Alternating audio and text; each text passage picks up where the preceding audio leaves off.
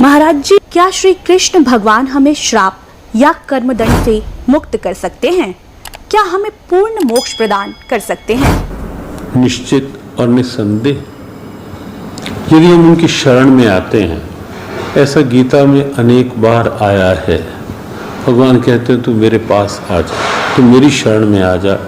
सर्वधर्मान परित्यज्य, तू सब विपरीत धर्मों का आश्रय अर्थात विपरीत आचरणों का जो तूने अब तक ले रखा था, तू उसका त्याग कर और एकमात्र मेरी शरण में आ जा अर्थात ईश्वरीय भाव में आ जा। उसके पश्चात भगवान आश्वासन देते हैं, अहम त्वा सर्व पापेभ्यो मोक्षयिष्यामि, मैं तुझे सब पापों से मुक्त कर दूंगा। उसे पाप कहो, श्राप कहो, अभिशाप कहो, संताप कहो, कोई भी शब्द कहो, भगवान सक्षम हैं। क्यों? क्योंकि वो मोक्ष प्रदाता हैं। निश्चित रूप से ऐसा वो कर सकते हैं। तो ये थे स्वामी ज्ञानानंद जी के विचार। और आइए अब जानते हैं जगत गुरु तत्वदर्शी संत रामपाल जी महाराज के विचार। बोलो सतगुरुदेव की जय। कर जोरूं विनती करूं, धरूं चरण पर शीश, गुरु जी राम देवानंद जी महाराज ने दियो नाम बख्शीश।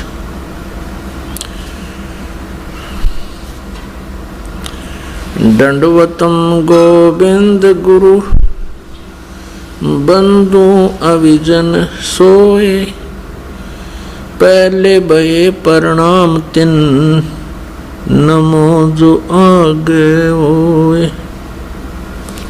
किसी ने प्रश्न किया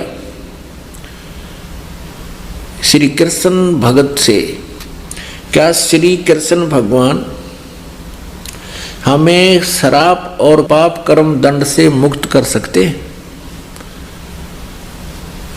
तो उन्होंने क्या उत्तर दिया कि हाँ श्री कृष्ण हम सब पापों से मुक्त कर सकते हैं। और प्रमाण के लिए क्या बोला?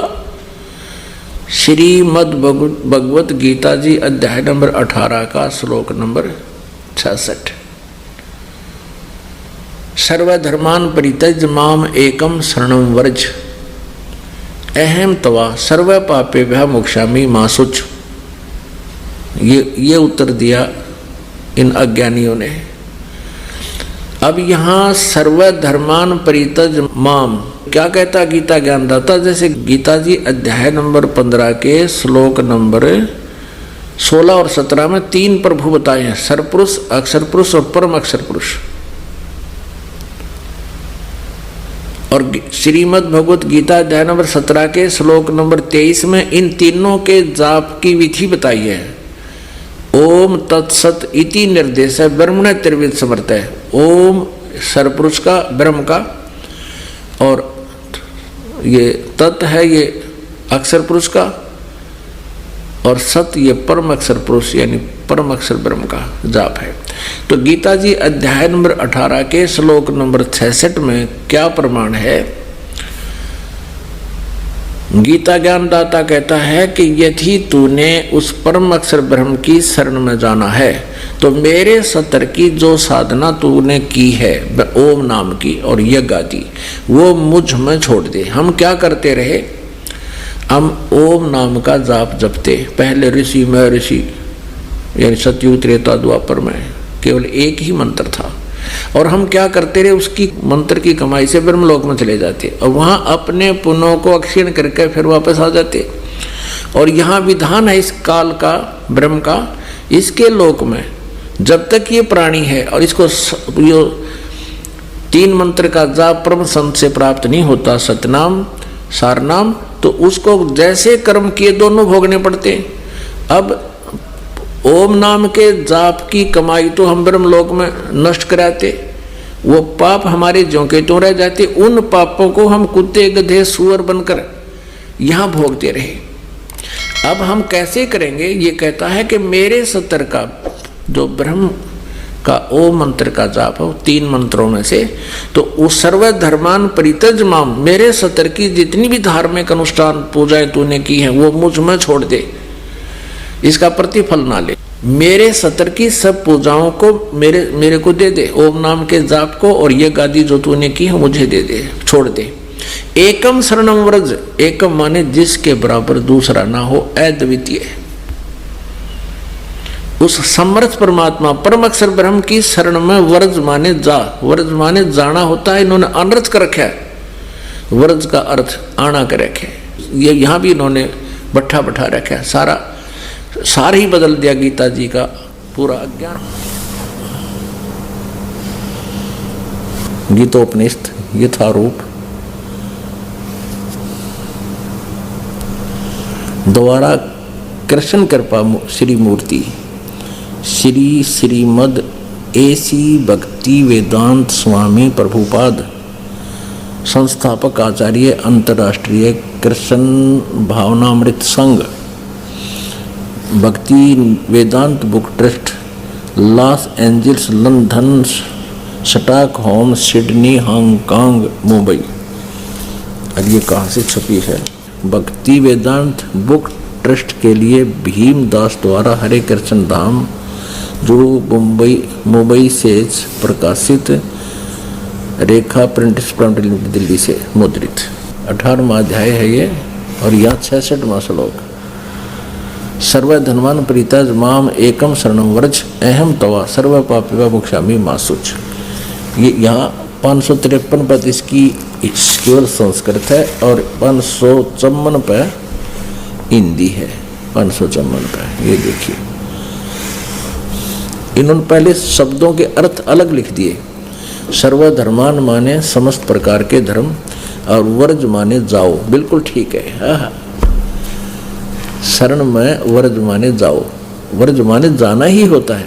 अब यहाँ इन्होंने अनुवाद किया, शब्दार्थ तो ठीक लिख दिए कि कुपट डेगा तड़ बेवकूफ ना बना दिया हमने, और यहाँ फिर वह बात क्यों, समस्त प्रकार के धर्मों का परित्याग करो और मेरी शरण में आओ। अरे वाह, चौड़े झूठ बोल रहे।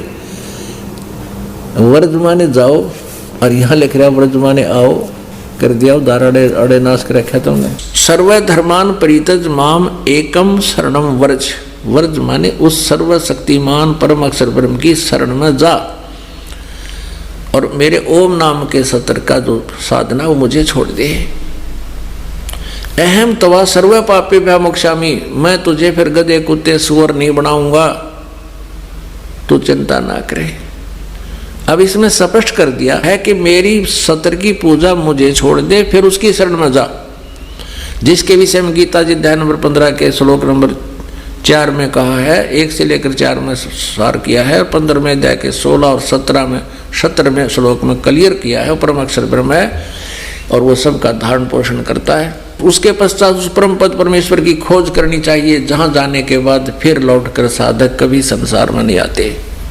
और जिस परमेश्वर ने सारे संसार रूपी वृक्ष की रचना की है, जिसके संसार रूपी वृक्ष की प्रवृत्ति विस्तार को प्राप्त हुई, यानी जिस परमेश्वर ने इन सर्व ब्रह्मांडों की रचना की है, वहां जाने के बाद फिर कभी जन्म मृत्यु नहीं होती, पूर्ण मोक्ष होता है, परम शांति प्राप्त होती है। 18वें अध्याय के 62वें श्लोक में भी यही आशय है, यही प्रमाण है कि अर्जुन तो सर्वभाव से उस परमेश्वर की शरण में जा, उसकी कृपा से ही तो परम शांति और सनातन परम धाम यानी सतलोक को प्राप्त होगा। जा जाने के बाद फिर जन्म मृत्यु कभी नहीं होगी। और ये श्री कृष्ण जी के भक्त, ये अज्ञानी क्या कहते हैं कि श्री कृष्ण अर्थात विष्णु, श्री कृष्ण कहो चाहे विष्णु जी कहो, ये सभी श्राप नाश कर सकते हैं, सभी पाप नाश कर सकते हैं। श्री विष्णु जी पर अपने पाप और श्राप नाश नहीं हुए।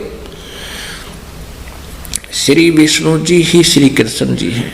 इसके लिए थोड़ा सा प्रमाण दिखाते हैं। देखिएगा, श्रीमद् भगवत सुधा सागर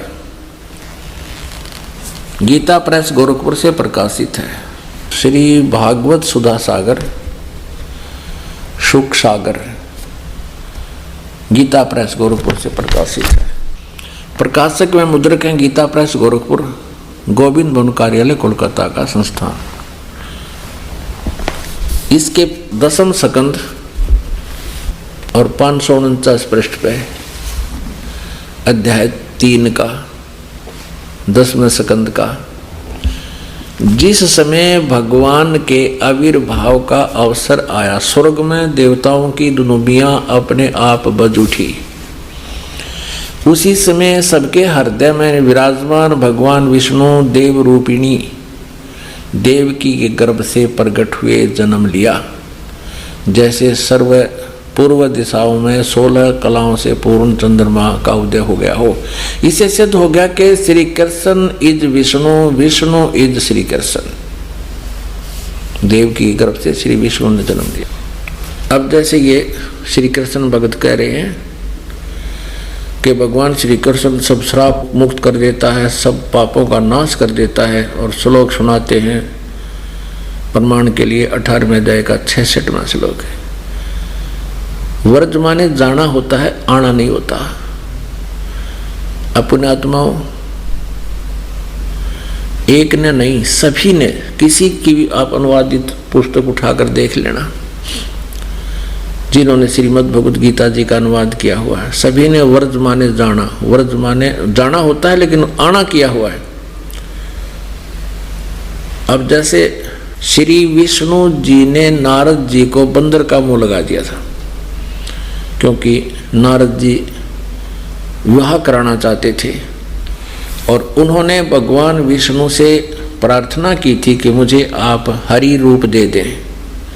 विष्णु जी ने उसको बंदर का रूप लगा दिया नारद जी को, और नारद जी जब पहुंचे स्वयंवर में तो उस लड़की ने उसकी शक्ल देख करके मुंह फेर लिया। किसी व्यक्ति ने उसको दर्पण दिखा दिया कि अपना चेहरा देखो। दर्पण में क्या देखा उसने कि उसका बंदर का मुंह लगा है नारद जी के। तो नारद जी ने विष्णु जी को श्राप दे दिया कि जिस प्रकार आज मैं औरत के वियोग में दुखी हूं, ऐसे तो पूरा जीवन अपनी पत्नी के वियोग में बितावेगा। श्री विष्णु जी ने राजा दशरथ के घर अयोध्या में जन्म लिया, कौशल्या के गर्भ से। युवा हुए, विवाह हो गया सीता जी से, फिर वनवास हुआ, वनवास से सीता जी का अपहरण हुआ और फिर काफी युद्ध करके सीता जी को वापस लाए, और आते ही कुछ दिनों के बाद सीता जी को घर से निकाल दिया श्री राम ने। अब नारद जी के श्रापवश विवश होकर के उसने ये सब दुख भोगना पड़ा। उस अपने भी श्राप को विष्णु जी अर्थात श्री कृष्ण जी नाश नहीं कर सके। और ये बात बनाओ कहते सबके श्राप और पाप कर्म दंड नाश कर सकते। श्री रामचंद्र रूप में और श्री विष्णु जी ने सुग्रीव के भाई बाली को मारा था, वध किया था धोखे से वृक्ष की ओट लेकर। उसका भी कर्म दंड भोगना पड़ा विष्णु जी अर्थात श्री कृष्ण जी ने। दुर्वासा ने श्राप दिया था कि यादव कुल का नाश होगा। श्री कृष्ण के सभी पुत्र पौत्र प्रपौत्र और 56 करोड़ यादव दुर्वासा जी के श्राप से नष्ट हो गए।